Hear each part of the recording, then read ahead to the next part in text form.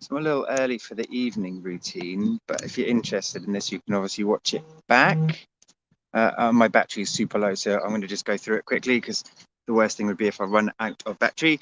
So the tips and tricks. In the morning, you're really collecting yourself to go out to the world. And then in the evening, maybe a little later than 6 o'clock, we're still fairly busy. But in the evening, you want to be collecting yourself in to turn in for the night. So the practices are still shaking, standing and squatting, but the energy and intention on those three practices are slightly different. Just pulled up outside of church in Upfield. My daughter's in gymnastics, and the 2 points that have just like dawned on me while I'm here is to take the shoes off, go barefoot if you can. That really discharges the energy. And also, I'm really big on eating herbs, like a little bit. The whole producing saliva and the flavor, obviously herbs are really aromatic and have quite a strong potency, and they're very stimulating. Nothing compared to coffee, but watch this.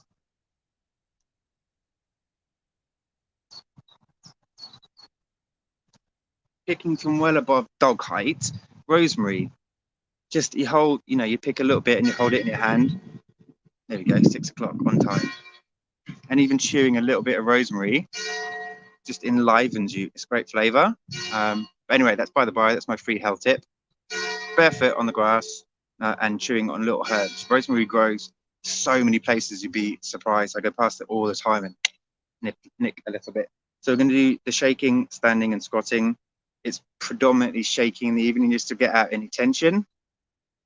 Every time I do this video, I give a different reason why these three practices are incredible.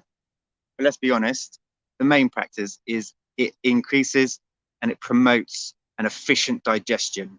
The standing requires the iliac psoas and the psoas muscle that pass through your pelvis to balance you. They're your core stabilizing muscles.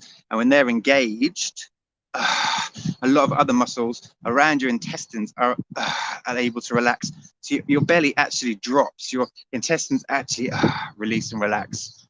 That's the standing. The squatting is like a compression. So it's like a mini massage for your large intestine. So you do a really nice squat.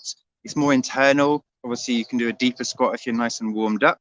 But just the squat itself really compresses and squashes your intestines, helping with evacuation. And then shaking, obviously, it shakes stuff up and it dislodges and helps move things through. So that's the primary motive for me promoting these three seemingly random practices, but they're very simple, they're very effective, and they really, you do this practice morning, midday, and night for 3 days. On the 4th day, you will have a noticeably different bowel movement, and that is probably what people need to hear. That's the incentive to get people doing this random crazy practice. But you put some music on. Obviously we can't go outside, we're just going to enjoy the bird song, but just shake, and you want to just loosen up. Hope I'm not too far away, you can't hear me, to get me in. So this morning I was just more about the alignment.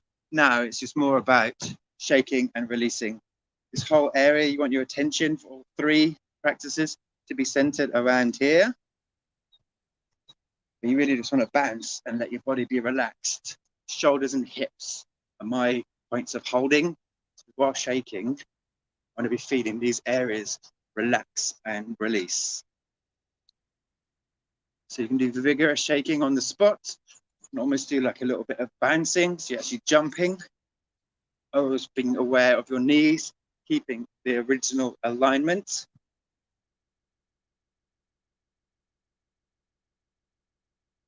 And just allow yourself to be free and moved by the actual shakes. We would do that for longer, but I can see my battery's about to go, and I'll probably lose this whole recording.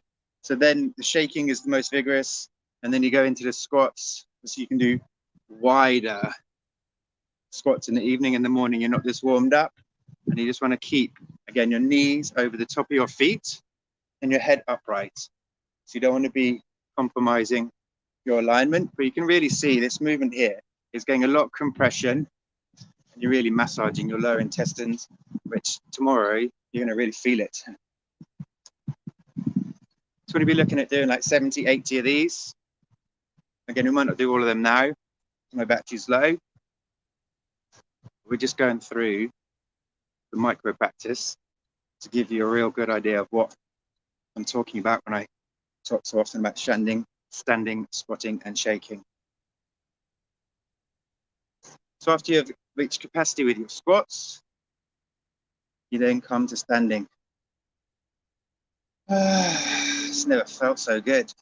And obviously shaking and standing for a little bit longer, you'll have a residue in the body and you're just able to feel that. And areas that are really noticeable, probably areas that are tense. So just with your mind, go into that sensation. With your mind, go into that. Put your awareness on the tension, on the holding. And as ice to water, just let it melt. And then the water, so you can run away.